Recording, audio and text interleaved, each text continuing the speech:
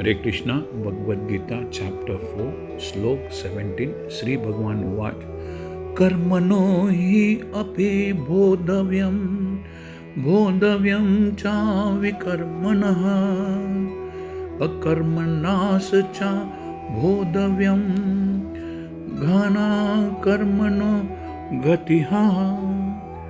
इस श्लोक में श्री कृष्ण भगवान कह रहे हैं कि कर्म की बारीकियों को समझना अत्यंत कठिन है, बहुत ही मुश्किल है।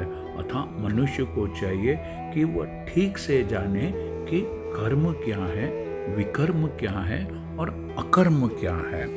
The complications of action, that is karma, are very hard to understand. Therefore, one should know properly what action is, what forbidden action is, that the action which shouldn't be done, and what inaction is.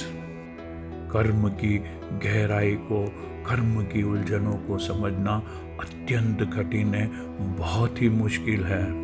कर्म करने से पहले मनुष्य को चाहिए कि वह ठीक से जाने कि कर्म क्या है, अर्थात जिन कर्म को करने का निर्देश, जिन कर्मों को करने का इंस्ट्रक्शन वेदों ने दिया है, the activities which are prescribed by the Vedic literature, वे कर्म सब करने योग्य कर्म हैं। फिर उसे यह जानना है कि विकर्म क्या है।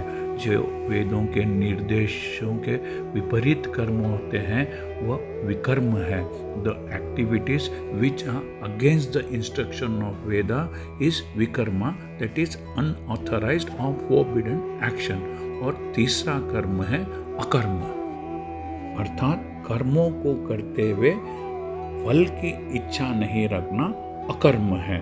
The activities which are done without the expectation of fruitive result is akarma or inaction. भगवान श्री कृष्ण इस श्लोक में कह रहे हैं कि कर्म को समझना बहुत ही मुश्किल है, इसलिए मनुष्यों को इन 3 प्रकार के कर्मों को, अर्थात कर्म, विकर्म और अकर्म को ठीक से समझना होगा। यदि कोई सचमुच ही इस भव बंधन से, मटेरियल बॉन्डेज से मुक्ति चाहता है, लिबरेशन चाहता है, तो उसे कर्म, अकर्म तथा विकर्म के अंतर को, डिफरेंस को समझना होगा। कर्म, अकर्म तथा विकर्म के विश्लेषण की आवश्यकता है, क्योंकि यह अत्यंत गहन विषय है। If one is serious about liberation from material bondage, one has to understand the distinction between action, inaction, and unauthorized action. One has to apply oneself to such an analysis of action, reaction, and perverted action, that is forbidden actions, because it is a very, very difficult subject matter. Krishna भावनामृत को तथा गुणों के अनुसार कर्म को समझने के लिए परमेश्वर के साथ अपने संबंध को जानना होगा। To understand Krishna consciousness and according to the modes of material nature, one has to learn his relationship with the Supreme Personality of Godhead. दूसरे शब्दों में, जिसने यह भली भांति समझ लिया है, जिसने यह जान लिया है, वह जानता है कि जीवात्मा भगवान का नित्य दास है, सेवक है, और फलस्वरूप उसे कृष्ण भावनामृत में ही, कृष्ण कॉन्शियसनेस में ही कार्य करना है। संपूर्ण भगवद गीता का यही लक्ष्य है। One has to learn perfectly that every living entity is the eternal servitor of the Lord, and that consequently one has to act in Krishna consciousness. The entire Bhagavad Gita is directed toward this conclusion. इस भावनामृत के विरुद्ध, अर्थात इस भावनामृत के विपरीत सारे निष्कर्ष एवं परिणाम विकर्म या निषिद्ध कर्म, अर्थात जिस कर्म को नहीं करना चाहिए निषिद्ध कर्म कहलाते हैं।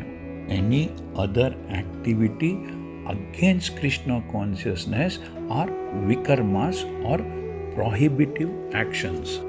इस कृष्ण भावनामृत को समझने के लिए मनुष्य को कृष्ण भावनामृत के अधिकारियों की संगति करनी होती है और उनसे रहस्य को समझना होता है।